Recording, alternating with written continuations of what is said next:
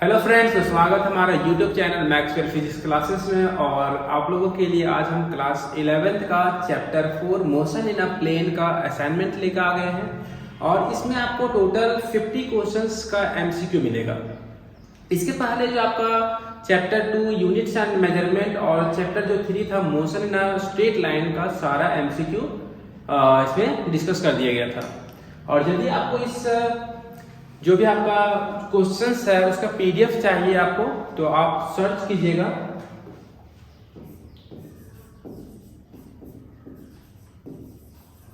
Telegram में, search कीजिएगा Maxwell physics classes, Maxwell physics classes. इसमें आपका जितना भी नीट में आया हुआ क्वेश्चंस है, जेईई मेंस में आया हुआ क्वेश्चंस है और सीबीएसई बोर्ड और भी अदर स्टेट बोर्ड में जो भी क्वेश्चंस आए हुआ सारा का सारा इसमें डिस्कस किया गया है। और यदि आप पूरा का पूरा चैप्टर रिवीजन नहीं किए हैं तो फिर थोड़ा बहुत आपको दिक्कत हो सकती है, लेकिन एक बार इस वीडियो को देखने से पहले आप सारा फॉर्मूला एक बार देख लेंगे। तो चलिए हम डिस्कस करते हैं जो पहला नंबर क्वेश्चन है आपका। और हाँ, चैप्टर 2 और चैप्टर 3 का यदि आपको इसका लिंक चाहिए तो इसका डिस्क्रिप्शन में जाइएगा, जो इसका पहले वाला वीडियो आप यहाँ से देख सकते हैं। चलिए पहला नंबर क्वेश्चन क्या देखिए यहाँ पर। फर्स्ट नंबर क्वेश्चन क्या बोलता है, ये टेलीग्राम में आपको सर्च करना होता है, ठीक है। और यदि आप हजारीबाग में हैं और ऑफलाइन क्लासेस करना चाहते हैं तो ज्वाइन कर सकते हैं, इसमें कोई दिक्कत नहीं है।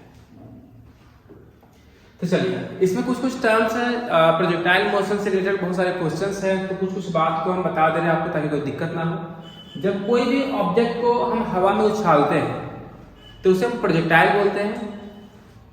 जब इसे कुछ एंगल बना के फेंका जाता है तो इसका जो पाथ होता है, मान लेते कोई ऑब्जेक्ट को हम ए से फेंके, वो बी तक गया, तो जो पाथ बनता है उसे ट्रेजेक्ट्री बोलते हैं हम लोग। और ट्रेजेक्ट्री का जो शेप होता है वो पाराबोला होता है। इसका जो शेप होगा वो पाराबोला होगा। जो वर्टिकल डिस्टेंस होता है, ये मैक्सिमम डिस्टेंस होता है, उसे मैक्सिमम हाइट बोलते हैं। इसको हम लोग मैक्सिमम हाइट बोलते हैं। इसमें ढेर सारा क्वेश्चन आपका क्लियर हो जाएगा। मैक्सिमम हाइट बोलते हैं इसको। और जो हॉरिजॉन्टल डिस्टेंस ये वाला, ये हॉरिजॉन्टल डिस्टेंस ये वाला, इसको हम लोग हॉरिजॉन्टल रेंज बोलते हैं। ए से बी का दूरी हॉरिजॉन्टल रेंज बोलते हैं। और ए से बी जाने में जो समय लगता है उसे टाइम ऑफ फ्लाइट बोलते हैं। जो ए से बी जाने में जो समय लगता है उसे टाइम ऑफ फ्लाइट बोलते हैं।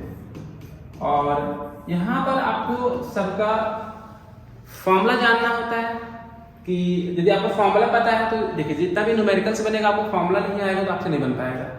और न्यूमेरिकल्स बनाने का आपको बहुत सारा ट्रिक बताएंगे इसमें कि कहीं भी कोई दिक्कत आपको नहीं होगा। जेईई मेंस का क्वेश्चन भी आपको यूं ही सारा का सारा बन जाएगा। तो इसलिए पहले तो आपको हाँ बिना फॉर्मूला जो है आपका औजार के काम करेगा। यदि फॉर्मूला नहीं पता है तो फिर आपको एक भी न्यूमेरिकल्स बनने वाला नहीं है। तो चलिए फॉर्मूला याद कर लीजिएगा। टाइम ऑफ फ्लाइट का जो फॉर्मूला होता है 2u sin theta by g होता है। मैक्सिमम हाइट का जो फॉर्मूला होता है u square sine square theta by 2g होता है। और हॉरिजॉन्टल रेंज का जो फॉर्मूला होगा यहाँ पर r का जो फॉर्मूला होता है वो आपका होता है u square sine 2 theta by g। बस यदि ये तीन फॉर्मूला आपको पता है तो बस अप्रॉक्स लगभग क्वेश्चन बन जाएंगे। यू क्या बोलता है, कितना स्पीड से उसको फेंका गया, इनिशियल स्पीड यू से फेंका गया। ये हॉरिजॉन्टल के साथ जो एंगल बनता है थीटा बोलते हैं। जी आपका एक्सीलरेशन ड्यू टू ग्रेविटी है। चलिए डिस्कस करते हैं हम लोग यहाँ पे क्वेश्चन से बारी बारी से। क्वेश्चन नंबर 1 बोला गया कि अल्फा एंड बीटा जो है वो दो एंगल्स है किसका, प्रोजेक्शन का। और इसमें कंडीशन बोला गया कि दोनों का रेंज जो है सेम है, तो अल्फा बीटा में क्या रिलेशन होगा। आपसे एक सिंपल सवाल पूछा गया कि कोई एक वस्तु को हॉरिजॉन्टल के साथ हम 10 डिग्री बना के फेंके, ये जो दिया हुआ है 10 डिग्री, इसका r का वैल्यू मान लिए हम सबको मान लिए कि 4 मीटर है। r का वैल्यू कितना, 4 मीटर। तो आप प्रैक्टिकली कर सकते हैं इसको कि यदि आप किसी ऑब्जेक्ट को 80 डिग्री एंगल बना के फेंकते हो, 80 डिग्री कोण बना के फेंकोगे तो वो भी 4 ही मीटर पे गिरेगा आपका। ए आप पे खड़े हो, ए से भी आपका 4 ही मीटर पे गिरेगा। कहने का मतलब यदि 10 पे फेंकोगे तो भी 4 पे गिरेगा, 10 डिग्री बना के फेंकोगे तो भी 4 पे गिरेगा। यदि आप 20 डिग्री बना के फेंकते हो, ये 20 डिग्री होगा, और यदि आप 70 डिग्री बना के फेंकते हो, यदि आप 70 डिग्री बना के फेंकते हो तो भी आर का वैल्यू सेम होगा। कहने का मतलब यदि आप 80 बना रहे हो और 10 एंगल ले रहे हो तो आर का वैल्यू क्या है, सेम। यदि आप 70 डिग्री ले रहे हो, 20 ले रहे हो तो भी आर का वैल्यू क्या है, सेम है। तो यहाँ पर आप सम करके देख सकते हो। तो बोलता है कि आर का जो वैल्यू सेम होता है किसके लिए सेम होता है, 90 माइनस थीटा के लिए और थीटा के लिए। यदि आप ये थीटा ले रहे हो तो ये 90 माइनस थीटा है। देखिए थीटा आप 10 ले रहे हो तो ये 80 हो गया, 20 ले रहे हो तो 70 हो गया, और ये थीटा ले रहे हो तो 90 माइनस थीटा हो गया आपका। तो ये आपका सम कितना आ जाएगा, 90 आ जाएगा। सबका सम कितना आएगा, 90 आएगा। तो क्वेश्चन में क्या किया, क्वेश्चन का काम ही ऐसा रहता है, क्वेश्चन सेटर का काम रहता है कि आप हर क्वेश्चन आपको अटका देना है। यदि डायरेक्ट ये देता तो आप डायरेक्ट वहां आंसरिंग कर देते, लेकिन वो क्या किया, अल्फा बीटा नाम दे दिया। एक का नाम अल्फा दे दिया, एक का नाम बीटा, बोला अल्फा प्लस बीटा कितना होगा, तो कितना होगा बच्चों, 90 डिग्री। बहुत आसान क्वेश्चन था, ये भी आपको क्वेश्चन आया हुआ है। तो इसमें जो फर्स्ट का आंसर होगा alpha plus beta equal to 90 degree, सही आंसर है। कि a body is projected at an angle theta with respect to horizontal direction with velocity u, the maximum range of the body is। अभी जो questions बताया गया बच्चों उसमें आपको बताया गया कि r का जो वैल्यू होता है वो होता है u square sine 2 theta by g। तो यहाँ पर बोला गया कि मैक्सिमम हॉरिजॉन्टल रेंज कब होगा, तो आपको वैल्यू याद रखना होगा कि थीटा 45 डिग्री के लिए r का वैल्यू मैक्सिमम होता है, r का वैल्यू मैक्सिमम होता है। तो चलिए थीटा का वैल्यू 45 पुट कीजिए, तो r का वैल्यू हो जाएगा u स्क्वायर साइन 2 थीटा की जगह 45 पुट कर देंगे बाई g। तो ये तो 90 हो गया, 2 × 45 90 हो गया, साइन 90 वैल्यू 1 होता है। तो r का जो वैल्यू आ जाएगा आपका u स्क्वायर बाई g। तो इसका जो आंसर हो जाएगा, इसका जो सही आंसर है आपका वो है सी नंबर सही आंसर है सेकंड का। थर्ड नंबर देखिए, बोलता है इफ द, इसको देख लीजिएगा। थर्ड नंबर क्वेश्चन क्या बोलता है, the magnitude of sum of two vectors is equal to magnitude of difference of two vectors, the angle between these two vectors is. क्या होगा देखिए यहाँ पर बोलता है कि दो, हम मान लिए कि दो वेक्टर है, एक वेक्टर ए है और दूसरा वेक्टर बी है, और दोनों के बीच का एंगल थीटा है।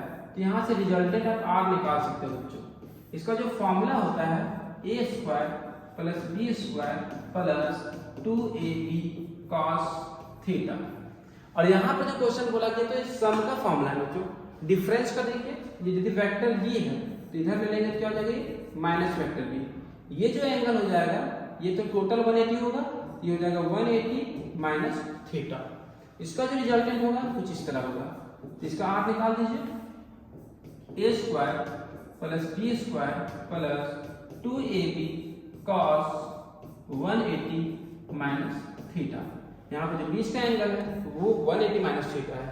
सॉल्व कीजिएगा, इसमें आ जाएगा ए का स्क्वायर प्लस बी का स्क्वायर प्लस cos 180 माइनस का माइनस cos थीटा होता है, तो हम डायरेक्ट कर दे रहे हैं यहाँ पर हो जाएगा माइनस 2ab cos थीटा। कैसे आया, यहाँ बगल में लिख दे रहे हैं cos 180 माइनस थीटा जो होता है ये आपका माइनस cos थीटा होता है। ये आ गया। अकॉर्डिंग टू क्वेश्चन देखिए क्या बोलता है कि दोनों का वैल्यू सेम करना आपको। तो इसको हम मान लिए r1 और इसको मान लिए हम r2, दोनों का वैल्यू सेम कर देंगे। अकॉर्डिंग टू क्वेश्चन बोलता है कि जो सम वाला का जो वैल्यू आया, सम वाला का जो रिजल्टेंट आया वो डिफरेंस वाले के रिजल्टेंट के बराबर है। तो r1 बराबर r2 हो गया। एक स्टेप हम डायरेक्ट कर रहे हैं, यहाँ पे रूट है, यहाँ पे भी रूट को उड़ा दिए हैं। तो हो गया A square plus B square plus 2ab cos theta equal to A square plus B square minus 2ab cos theta. यहाँ पर देखिए ये जो अब रिजल्ट लिखे किसका लिखे, ए प्लस बी का मैग्नीट्यूड का, और ये रिजल्ट किसका है, vector A minus vector B का रिजल्ट। ए से ए स्क्वायर कट गया, ए स्क्वायर से कट गया, बी स्क्वायर से बी स्क्वायर कट गया। माइनस 2ab किधर गया है, ये हो जाएगा 2ab cos थीटा, और माइनस इधर आ गया तो ये माइनस इधर प्लस हो जाएगा 2ab cos थीटा, और इधर बच गया आपका 0। ये हो गया 4ab cos theta, 4ab cos theta equal to 0 हो गया। यहाँ से cos थीटा इक्वल टू क्या हो जाएगा, cos थीटा इक्वल टू आपका 0 हो जाएगा। तो cos थीटा इक्वल टू 0 हो गया, तो थीटा में किसका वैल्यू 0 होता है, cos 90 का वैल्यू 0 होता है ना, तो यहाँ से थीटा का वैल्यू कितना आ जाए 90 डिग्री। इसका जो सही आंसर है बच्चों मिला लीजिए, इसका जो सही आंसर है थर्ड का देख लीजिए एक बार 90 डिग्री। चलिए देख सकते हैं क्वेश्चन नंबर 4 क्या बोलता है, the horizontal range of a body is maximum for an angle. यदि आपको लॉन्ग जंप करना है तो आपको याद रखना होगा कि आपको कितना डिग्री बना के चलना है, 45 डिग्री। तो आप मैक्सिमम कोई बुलेट से फायरिंग करना है, आपको फायरिंग करना है तो वहाँ पे एंगल कितना बना के चलना है 45। तो जो आपका बुलेट होगा वो मैक्सिमम दूरी पे गिरेगा। कोई चीज को थ्रो करना है, कोई भी चीज को थ्रो करना है आपको तो 45 डिग्री बना के फेंकेगा, तो वो आपसे वो ज्यादा दूरी पे गिरेगा। हाइट का बात नहीं कर रहे, दूरी हॉरिजॉन्टल डिस्टेंस की बात कर रहे हैं। यहाँ पर आप याद रखिएगा कितना डिग्री 45 डिग्री, मैक्सिमम रेंज के लिए 45 डिग्री होता है। The angular speed of the wheel of vehicle is increase from 360 RPM to 1200 RPM in 14 second. तो एंगुलर एक्सीलरेशन क्या होगा, कोई एक व्हील है, आप पंखा घर पे स्टार्ट करते हो तो आरपीएम यहाँ बता रहा है कि 1 मिनट में कितना बार घूम रहा है वो आपका। तो शुरू में कितना घूम रहा था बच्चों, 360 बार घूम रहा था 1 मिनट में, और उसके बाद कितना घूम रहा है 1200 घूम रहा है। तो पंखा का स्पीड बढ़ने में तो समय लगता है, तो समय कितना लग गया 14 सेकंड। तो एंगुलर एक्सीलरेशन पूछा गया। देखिए बहुत ही आसान था, आपका एंगुलर एक्सीलरेशन का फॉर्मूला आपको पता है। आपको एंगुलर एक्सीलरेशन छोड़ दो, एंगुलर एक्सीलरेशन आपको नहीं पता है, आपको लीनियर एक्सीलरेशन पता होगा। तो ए का फॉर्मूला होता है v minus u by T. तो इसी से आपको रिलेट करना है। ए के जगह पे आ जाएगा अल्फा, v के जगह पे आ जाएगा ओमेगा, u के जगह पे आ जाएगा ओमेगा नॉट बाई टी। और ओमेगा का फॉर्मूला आपको पता होगा, ओमेगा का फॉर्मूला होता है 2 पाई न्यू। तो ओमेगा नॉट निकालेंगे तो न्यू नॉट लिख देंगे, ओमेगा निकालेंगे तो 2 पाई न्यू लिखेंगे। जहाँ पर न्यू क्या है, फ्रीक्वेंसी। फ्रीक्वेंसी क्या होता है कि 1 सेकंड में कितना बार घुमा। तो चलिए निकाल लीजिए यहाँ पर 2 पाई न्यू नॉट का वैल्यू निकाल लीजिए। शुरू से, शुरू में जो स्पीड था कितना था, देखिए 3 से हम डायरेक्ट कर रहे हैं 360 आरपीएम था। तो 360 आरपीएम में देखिए ध्यान दीजिए 360 आरपीएम था, इसको आरपीएस में कन्वर्ट कर दीजिए तो 360 बाई 60 आरपीएस हो जाएगा। आरपीएस का मतलब है रोटेशन पर सेकेंड। तो ये कटेगा आपका तो ये आ जाएगा 6 आ जाएगा, 6 आरपीएस या 6 इसका फ्रीक्वेंसी आ गया 6 है। इसी तरह आप जब 1200 का निकाल लीजिएगा तो 1200 का निकालिएगा 1200 आरपीएम, तो 1200 आरपीएम बराबर आपका आ जाएगा 1200 बाई 60, ये आ जाएगा 0 0 कट गया 20 आ जाएगा, 20 हर्ट्ज आ जाएगा। ठीक है, अब यहाँ से निकाल लीजिए ओमेगा नॉट आपका निकल जाएगा 2 पाई न्यू नॉट कितना निकला 6, तो इंटू 6 कर दीजिए तो ये आपका आ गया 12 पाई रेडियन पर सेकेंड। इसी तरह इसका निकाल लीजिए 2 पाई न्यू कितना निकला इसका 20, बाद वाले का फिर ये जो आरपीएम था उससे निकाला आरपीएस, ये हो गया 40 पाई रेडियन पर सेकेंड। जगह वैल्यू पुट कर दीजिए, अल्फा इक्वल टू ओमेगा की जगह पर 40 पाई हो जाएगा। ओमेगा नॉट स्टार्टिंग में कितना स्पीड था उसका 12 पाई हो जाएगा, और टाइम कितना लगा इसमें, टाइम दिया हुआ है 14 सेकेंड। चलिए 40 पे 12 हुआ कितना गया 28 हो जाएगा, 28 पाई आपको बाई 40 कटेगा कितना 2 बार, तो 2 पाई रेडियन पर सेकेंड स्क्वायर। तो ये अल्फा का वैल्यू आ गया। चलिए मैच करा लेते हैं इसमें कौन सा आंसर सही है इसमें। तो इसका आंसर है, ये क्वेश्चन नीट में आया हुआ था 2020 में आपका, तो ये क्वेश्चन है 5 का बी नंबर है। ये सारा का सारा क्वेश्चन आपका जो शुरू वाला क्वेश्चन था वो भी आपका जे मेंस लेवल का था, ये नीट का क्वेश्चन था जो लास्ट ईयर आया हुआ था 2020 में। नेक्स्ट क्वेश्चन देखिए, बोलता है कि कोई भी एक ऑब्जेक्ट है जो पॉइंट पी पे है और वो मूव करके पी डैश तक गया और फिर वो वापस आ गया, तो डिस्प्लेसमेंट क्या होगा। बहुत ही आसान क्वेश्चन है। देखिए कोई ऑब्जेक्ट है वो पी पे था, पी से पी डैश गया, पी से पी डैश गया और वो वापस पी तक आ गया, तो डिस्प्लेसमेंट क्या होगा 0 होगा। लेकिन ऑप्शन है यहाँ पर नल वेक्टर। देखिए बच्चे बहुत सारे कंफ्यूज होते हैं, नल वेक्टर को ही हम लोग क्या बोलते हैं, जीरो वेक्टर। नल वेक्टर को हम लोग क्या बोलते हैं, जीरो वेक्टर। तो ये आपका आंसर हो गया। जीरो वेक्टर किसको बोलेंगे, इसका मैग्नीट्यूड जीरो होता है। तो 6 का आंसर डी हो गया। नेक्स्ट इंपॉर्टेंट क्वेश्चन है, क्वेश्चन नंबर 7 देखिए, बोलता है रिलेशन क्या होगा वेक्टर ए और माइनस लैम्डा ए वेक्टर। जैसे ये वेक्टर ए हो गया, आप इसको 2 से गुना कर दो तो वेक्टर 2 ए हो गया। दोनों का डायरेक्शन क्या है, सेम है। ये 2 गुना किया तो इसका लेंथ देखो 2 गुना 3 से गुना कर दो इसको, ये 3 ए हो गया। लेकिन क्या होता है, इसका नेगेटिव नंबर से गुना करोगे ना तो डायरेक्शन सिर्फ अपोजिट हो जाएगा। जैसे आपका ए है, अब इसको माइनस से गुना कर दो, इसको -1 से गुना कीजिएगा, थोड़ा सा लंबा हो जाएगा ये। हाँ, ये आपका माइनस ए हो गया। 2 -2 से गुना कीजिएगा तो ये -2a हो गया। तो ध्यान दीजिएगा कि माइनस साइन, माइनस कोई नंबर से मल्टीप्लाई करते हैं आप उसको, तो सिर्फ और सिर्फ वहां ध्यान देना है आपको बच्चों कि आपका वो जो डायरेक्शन मिलेगा नया वाला वेक्टर का वो उल्टा हो जाएगा। तो इसमें जो आंसर हो जाएगा आपका both have same magnitude, no, ये कोई नंबर है तो उतना टाइम से मैग्नीट्यूड बढ़ जाएगा। Both have same direction, no, minus sign है, no, they have opposite direction चाहिए। 7 का आंसर होगा आपका C number. Next number question देखिए, बोलता है vector A is a vector with magnitude A, then the unit vector A in the direction of vector A. ये तो सबको पता है। देखिए हम आपसे सिंपल सवाल पूछेंगे, क्या ए बराबर ए लिख सकते हैं, आराम से लिख सकते हैं।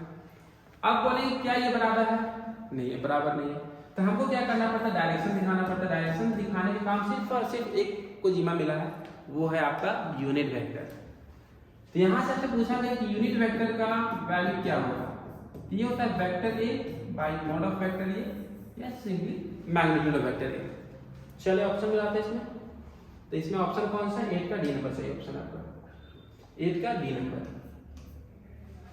Mod of vector A by A बोलता force responsible for the circular motion of the body. ये तो बहुत आसान क्वेश्चन था। सेंट्रीपिटल फोर्स, कोई भी ऑब्जेक्ट को सर्कुलर पाथ में घूमने के लिए क्या चाहिए, सेंट्रीपिटल फोर्स का जरूरत पड़ता है। तो 9 का ऑप्शन कौन सा होगा, ए नंबर। चलो बच्चों 10 नंबर क्वेश्चन है, which of the following is a scalar. बीच में आसान क्वेश्चंस डाला हुआ है, सो कोई दिक्कत नहीं, आपको पूरा वीडियो देखना है विदाउट स्किप किए, ठीक है, सीखना है ना, दिखाना। तो बोलता है कि कौन सा स्केलर है इसमें, इसमें बोलता है स्केलर पहचानिए बच्चों।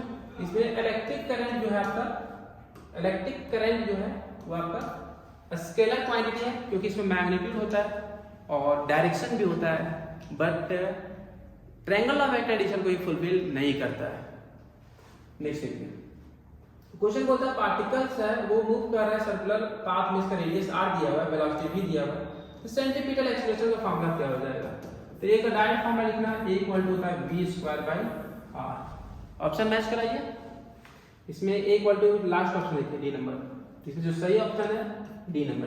11 का आंसर होगा डी नंबर। 12 नंबर क्वेश्चन देखिए, बोलता है the path followed by the projectile. अभी बताया बच्चों, शुरू में बताया कैसा होता है, पैराबोलिक।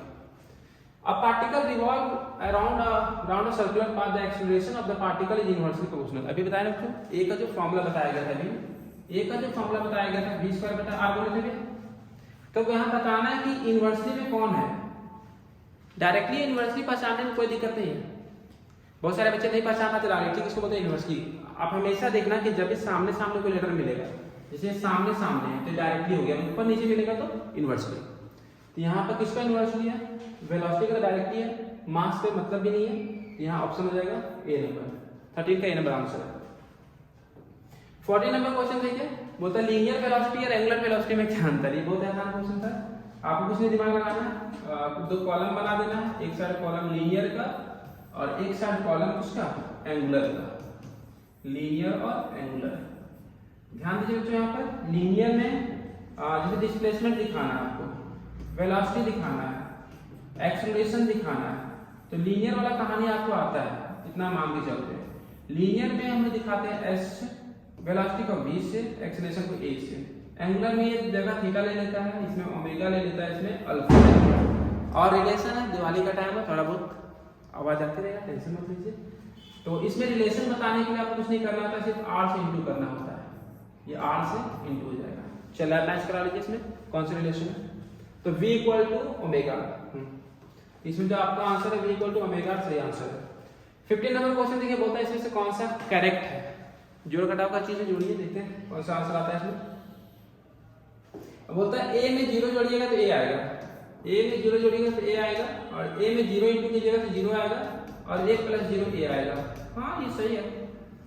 ऐसे बाकी चेक कर लेते हैं। बोलता है ए प्लस 0 जोड़िएगा तो ए आएगा, और ए में से 0 इंटू कीजिएगा तो 0 आएगा, और ये ए के बराबर नहीं आएगा, ये तो गलत हो गया ना। ए प्लस 0 ए आएगा, और a इंटू 0 0 आएगा, लेकिन a में 0 जोड़िएगा तो 0 आएगा, नहीं, गलत हो गया, a आएगा। नन आप दीजिए, तो 15 का आंसर होगा ए नंबर।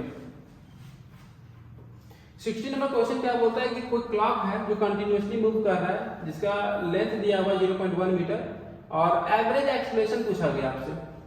तभी बताया एक्सेलरेशन का फॉर्मूला क्या होता है।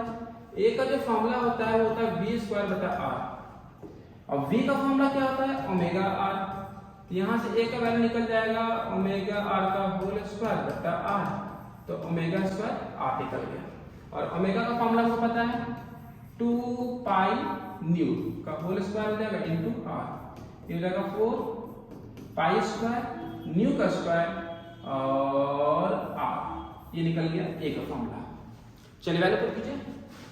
आंसर पाई है तो 3.14 का होल स्क्वायर हो जाएगा। फ्रीक्वेंसी निकालिए, कौन सा है, सेकेंड वाला लेना है ना आपको। इसका टाइम पीरियड बताइए, टाइम पीरियड कितना होगा बच्चों, सेकेंड का।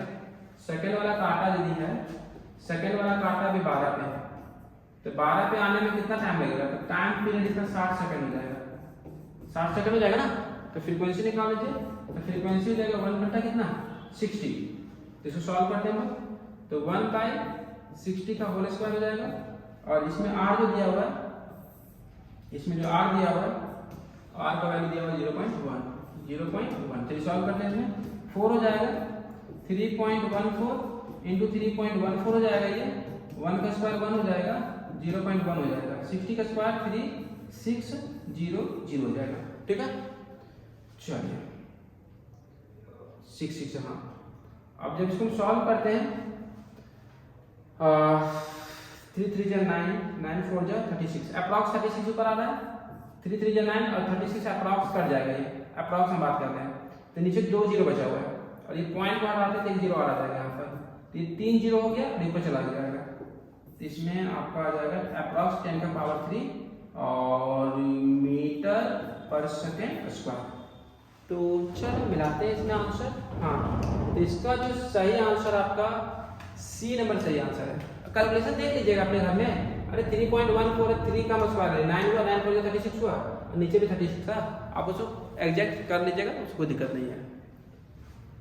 आपका आंसर 1 पॉइंट समथिंग आएगा, उसको कोई दिक्कत नहीं। नेक्स्ट नंबर क्वेश्चन देखिए, बोलता है 2 particle A and B are moving in a circular path having radius दिया हुआ है, विद स्पीड दिया हुआ है, तो time period of rotation is same, तो ratio of angular speed of A and B. देख लीजिए यहाँ पर क्या होगा इसका आंसर। दोनों का टाइम पीरियड सेम है, तो फ्रीक्वेंसी ओमेगा इक्वल टू होता है 2 pi by T, 2 pi by T. यदि टाइम पीरियड सेम है और जो बोलता है इसका रेडियस दिया हुआ है, स्पीड दिया हुआ है, तो यदि टाइम पीरियड सेम है तो इसका एंगुलर स्पीड भी सेम होगा। तो ओमेगा इक्वल टू क्या होता है फॉर्मूला, ओमेगा इक्वल टू हो जाएगा आपका जो v इक्वल टू होता है ओमेगा होता है, v इक्वल टू होता है ओमेगा r। तो हम a का बात कर रहे हैं ना, तो va इक्वल टू हो जाएगा ओमेगा इंटू आर ए। इसी तरह vb का हो जाएगा ओमेगा इंटू आर बी। तो जो रेशियो आएगा इसमें आपका, उसमें तो ओमेगा ओमेगा टर्म कट जाएगा यहाँ पर, तो रेशियो पूछा गया एंगुलर स्पीड, एंगुलर स्पीड का रेशियो तो हुआ ना आएगा, इतना करने की जरूरत नहीं हम लोग को, छोड़ो।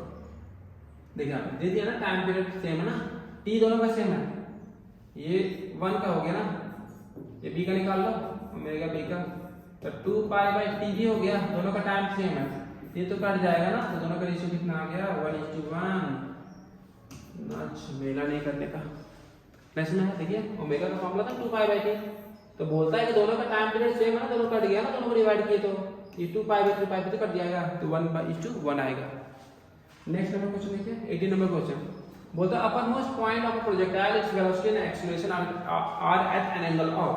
देखिए यहाँ पर इसको जब कोई भी इसको प्रोजेक्ट करते हैं हम लोग, तो जो सबसे अपर पॉइंट पे जाने के बाद इसमें सिर्फ कौन सा कंपोनेंट बचता है, u cos थीटा बचता है। अपर तो वेलोसिटी 0 हो गया। अब यहाँ पे सिर्फ काम करता है g, एक्सीलरेशन टू ग्रेविटी। तो यहाँ पर जो आपका एंगल बचता है, यहाँ पर तोड़िएगा दोनों आएगा, ये कंपोनेंट टूटेगा, ये कंपोनेंट टूटेगा, लेकिन यहाँ पर तो वर्टिकल कंपोनेंट कितना होता है, 0 हो जाता है। तो यहाँ पर जो एंगल बनेगा 90 डिग्री। ये आपका सी नंबर सही आंसर है। कोई भी वेक्टर में 0 इंटू कीजिए, 0 आएगा कि 0 वेक्टर आएगा। देख लीजिए बच्चों, क्वेश्चन थोड़ा सा घुमाया हुआ है।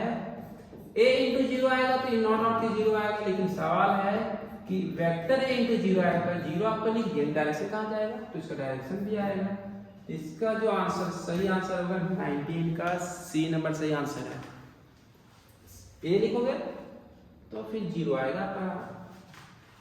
नेक्स्ट नंबर क्वेश्चन देखिए कि कोई बॉट है, वो एक रिवर के क्रॉस जा रहा है, कितना स्पीड से जा रहा है, 8 किलोमीटर पर आवर। रिजल्टेंट लेकिन उसे बढ़ के हो जा रहा है 10, तो कुछ तो लफड़ा है इसमें। तो वेलोसिटी ऑफ रिवर क्या होगा। मान लेते हैं कि मेरा ये रिवर का वेलोसिटी है और हमको बोट को यहाँ से क्रॉस करना है।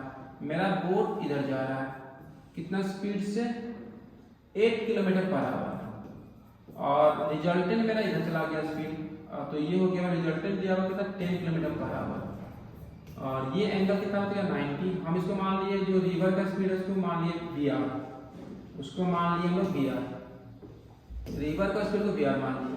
तो चलिए ये हो गया बोट का स्पीड, ये रिजल्टेंट हो गया। तो रिजल्टेंट का फॉर्मूला क्या होता है, r इक्वल टू हो जाएगा रूट अंडर, और यहाँ पर 90 है ना, तो डायरेक्ट हो जाएगा v square b plus v square r होगा 2 VR VB cos theta, cos 90 0 हो जाएगा। डायरेक्ट हम यूज करेंगे हम, तो उतना लिखने की जरूरत नहीं है यहाँ पर।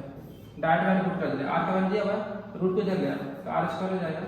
तो v square b plus v square r, resultant दे दिया 10 का स्क्वायर हो गया, ये बोट का दे दिया 8 का स्क्वायर हो गया, तो रिवर का क्या होगा, तो vr का स्क्वायर हो गया, ये 100 माइनस 64, तो vr का स्क्वायर हो गया, 36 हो गया, तो vr कितना रहेगा रूट 36, तो इसका आंसर हो जाएगा 6 किलोमीटर पर आवर। तो इसका जो सही आंसर है 6 किलोमीटर पर आवर, हाँ मिल गया। तो जिसका आंसर है 6 किलोमीटर पर आवर सही आंसर। 21 नंबर क्वेश्चन देखिए, बोलता है two projectile of same mass and with the same velocity are thrown at an angle of 60 degree 30 degree with the horizontal, then which will remains the same. Question क्या बोलता है इसमें देखिए बच्चों, बोलता है दो चीज को फेंकना है आपको, एक को 30 डिग्री बना के फेंकना है और एक को 60 डिग्री बना के फेंकना है। तो बोलता है इसमें कि दोनों में क्या सेम रहेगा, ये वाला डिस्टेंस सेम रहता है, ये वाला r हॉरिजॉन्टल रेंज। कैसे पता चलेगा, दोनों को जोड़ दीजिएगा, 90 आएगा तो सेम रहेगा आपका वैल्यू हमेशा। जैसे 10 और दे देगा 80 तो सेम रहेगा, 20 70 सेम रहेगा, 30 60 40 50, तो ये सब हमेशा सेम रहेगा, ठीक है।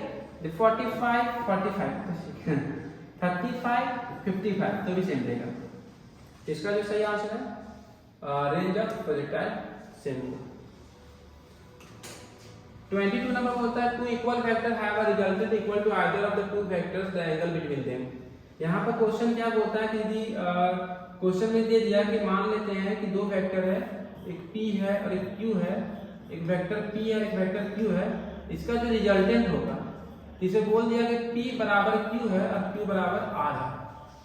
तो आपसे पूछा गया कि एंगल क्या होगा, तो यहाँ पर देखिए, तो मान लिए कि p बराबर q बराबर r को मान लिए x है, तीनों के तीनों बराबर।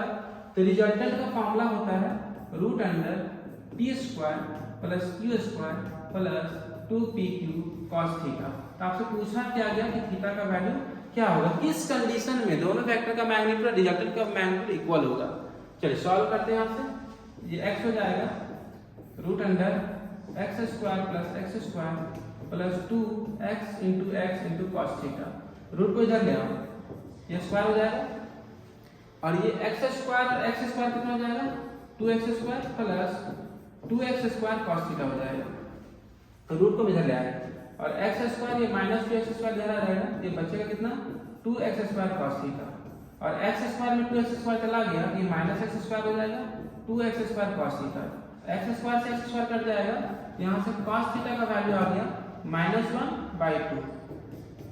और cos थीटा में किसका वैल्यू -1/2 होता है, तो आपका होता है cos 120 का।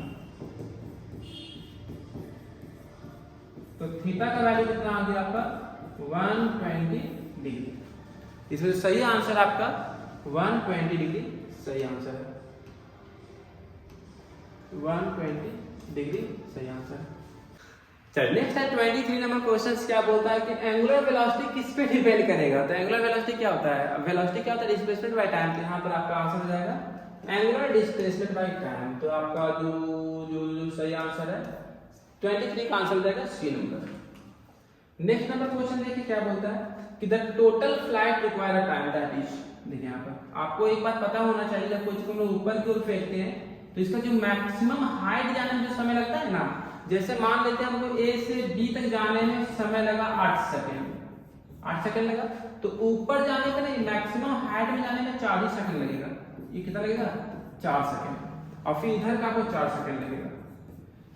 कोई चीज को ना ऊपर जाने में जितना समय लगता है उतना ही समय नीचे आने में भी लगता है। तो इसका आंसर देखिए कौन सा होगा, twice the time necessary to reach the maximum height.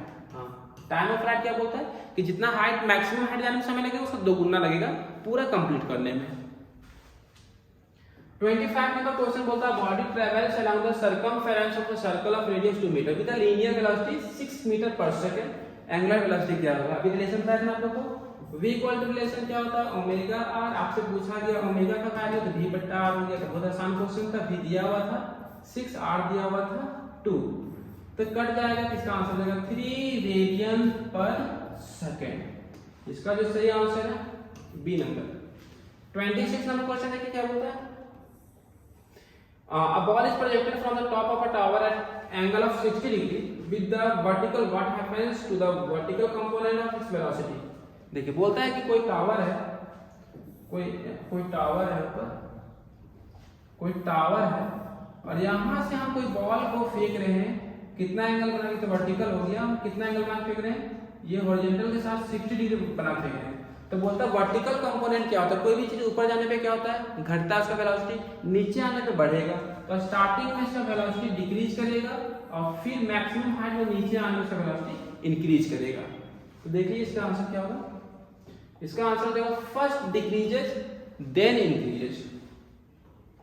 27 number question बोलता है when a body p moves on a circular path the centripetal acceleration is. आपको ये इससे बहुत सारे क्वेश्चन रहता है, याद रखिएगा कि कोई भी ऑब्जेक्ट सर्कुलर पाथ में मूव करता है, जब कोई भी ऑब्जेक्ट सर्कुलर पाथ में मूव करता है तो वहां ध्यान देने वाली बात है कि वहां पर जो वेलोसिटी होता है वो हमेशा टेंजेंशियल होता है, एक्सेलरेशन जो होता है हमेशा सेंट्रल की ओर होता है। ये एंगल कितना बनता है यहाँ पर 90 डिग्री। ये डायरेक्शन हो गया एक्सेलरेशन का, ये हो गया वेलोसिटी का।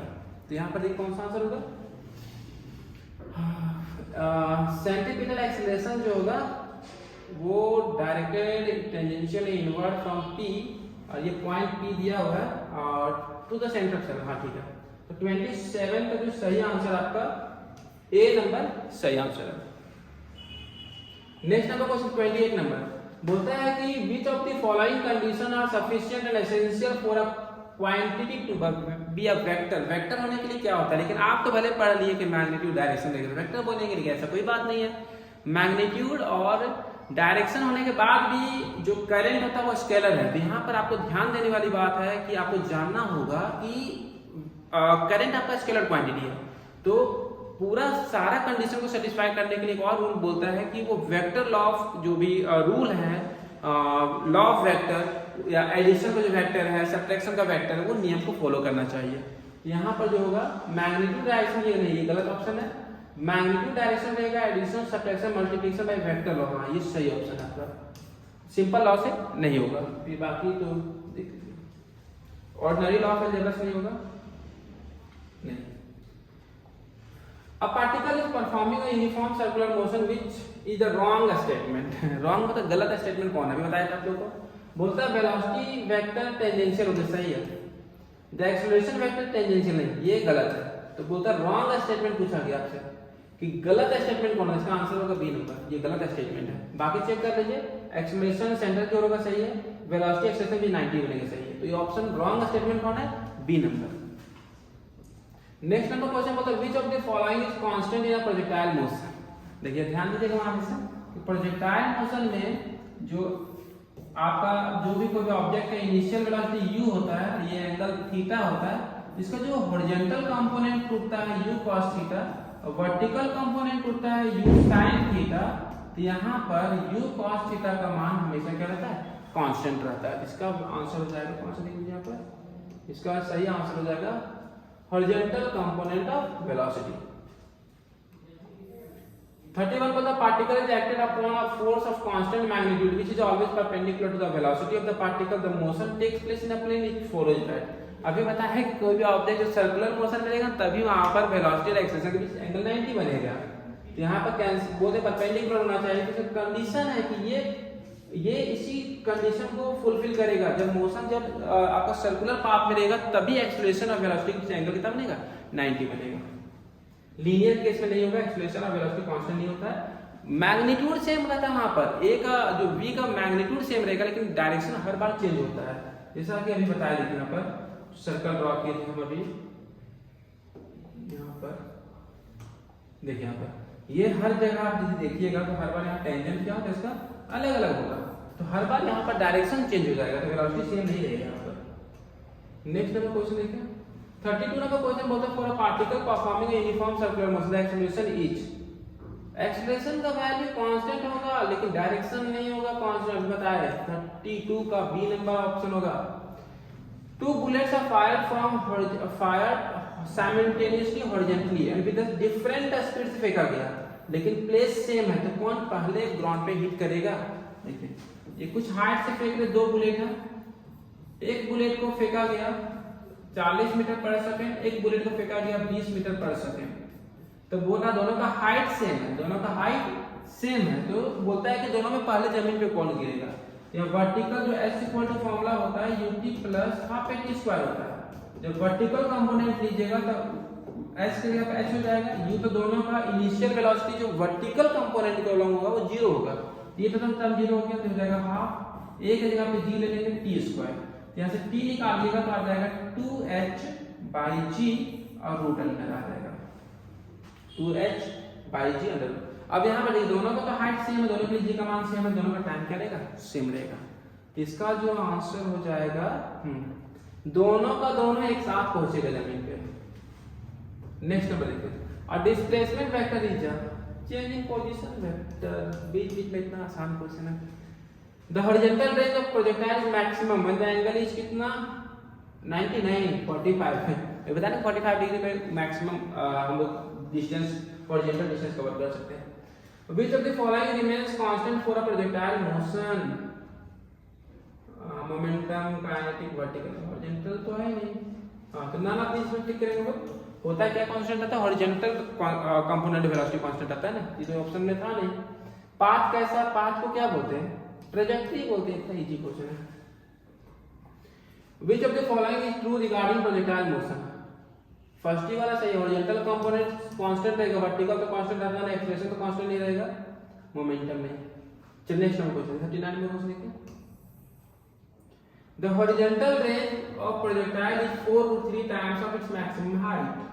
आर का जो वैल्यू दिया हुआ है वो दिया हुआ है 4√3 h का, तो आपसे बोला गया थीटा का वैल्यू क्या होगा। चलिए जो हमको वैल्यू पता से निकालते हैं। h का वैल्यू होता है u square sin square theta by 2g, r का वैल्यू होता है u square sin 2 theta by g, दोनों को डिवाइड करते हैं तो u स्क्वायर कट जाएगा, g कट जाएगा, या बचेगा क्या h बटा r equal to h by r equal to, देखिए यहाँ पर sin स्क्वायर थीटा बचेगा, नीचे बचेगा 2 बचेगा इनटू sin 2 थीटा ना, तो sin 2 थीटा का 2 sin theta into cos theta, कहां पर लिखिए sin 2 थीटा यहाँ पर लिखिए 2 sin theta into cos theta formula होता है, तो ये sin एक साइन कट जाएगा तो h बटा r इक्वल टू हो गया sin थीटा और 2 2 जा 4 हो गया cos थीटा, तो sin थीटा में cos थीटा क्या हो गया tan थीटा हो गया, h by r equal to tan theta by 4। r से इंपॉर्टेंट फॉर्मूला याद रखिएगा कि tan थीटा किसके बराबर होता है 4h बाई r के बराबर होगा, tan थीटा किसके बराबर होगा 4h अपॉन r के बराबर। चलिए वैल्यू पुट कीजिए वहां पर tan थीटा 4h हो गया, r का वैल्यू कितना दिया हुआ था 4√3h, 4√3h, तो h से h कट गया, 4 से 4 कट गया, 10 में किसका वैल्यू 1/√3 होता है 10 30 का वैल्यू, तो यहाँ पर 1/√3 जब 10 30 लिख सकते हैं, 30 का थीटा का वैल्यू कितना आ जाएगा 30 डिग्री आपका सही आंसर है। तो इसमें जो आपका आंसर हो जाएगा 30 डिग्री। कुछ नहीं किया गया इसमें, दोनों का वैल्यू पुट कर दिए, जो फॉर्मूला था दोनों को डिवाइड कर दिए, रिलेशन निकाल दिए, tan थीटा को लिखना गया 4h बटा r, जो भी r का वैल्यू जो दिया हुआ था क्वेश्चन पुट कर दिए, वहां से थीटा का वैल्यू दिया गया। 40 नंबर क्वेश्चन क्या बोलता है, मिसाल is find from for maximum range और वेलोसिटी दे दिया, तो मैक्सिमम रेंज का बताया था फॉर्मूला, r मैक्सिमम का वैल्यू क्या होता है u² होता है, तो u² का वैल्यू दिया हुआ है 20 का स्क्वायर बाई g, 10 हो गया, तो ये हो जाएगा 400 बाई 10, तो 0 0 काट गया, तो आ गया 40 मीटर, तो इसका जो आंसर होगा ए नंबर। बोलता है for an object thrown at 45 degree to the horizontal the maximum height and horizontal range are related h। देखिए अभी बताया tan थीटा का जो फॉर्मूला था, tan थीटा का फॉर्मूला क्या निकाले थे 4h/r निकाले थे नहीं, और इसमें बोलता है कि थीटा का वैल्यू 45 दिया हुआ, थीटा 45 ले लीजिए, तो h और r में रिलेशन निकाल दीजिए, तो ये तो 1 हो जाएगा ना tan 45, तो 4h इक्वल टू r, तो r का वैल्यू कितना आ गया 4h के बराबर हो जाएगा, तो r बराबर 4h। हाँ, इसके 41 का जो सही आंसर है सी नंबर। 42 नंबर क्वेश्चन देखिए, बोलते हैं इसमें कौन सा स्केलर है फोर्स। हाँ, तो बहुत ही आसान क्वेश्चन है। Out of the following which is not scalar, scalar कौन नहीं है मोमेंटम। तो इस तरह से ये आपका चैप्टर 4 कंप्लीट हो गया, और यदि आप इस चैनल पे नए हैं तो इस चैनल को सब्सक्राइब कर लें, और इसके बाद आप लोग को चैप्टर 5 का जितना भी एमसीक्यू है सारा मुश्किल से 10 से 15 दिन के अंदर मिल जाएगा आपको, और सारा का सारा मिल जाएगा इसमें, चैप्टर 2 3 4 5 टेंशन नॉट, पूरा 15 तक। क्लास 12 का जो बच्चे होंगे, क्लास 12 का भी आपको असाइनमेंट प्रोवाइड किया जा रहा है। चलिए, thank you, all the best.